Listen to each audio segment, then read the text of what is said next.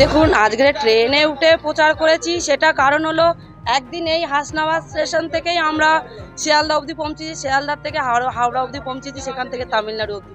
এরকমই কিছু কিছু মানুষ আছে এখানে, হয়তো কিছু কিছু অভাবী মানুষ আছে, তারা আজকে হয়তো এই প্রচারে হয়তো আমি তাদের সাথে আলাপ করতে পারলাম, তারাও হয়তো আমার মতন বাইরে যাচ্ছে, সেইভাবে আমি তাদের কাছে গেলাম, তাদের থেকে আশীর্বাদ নিলাম এবং তারাও একইভাবে সাড়া দিচ্ছে। তারা আমার পাশে আছে, ঘরের বোনের পাশে আছে, ঘরের মেয়ের পাশে আছে।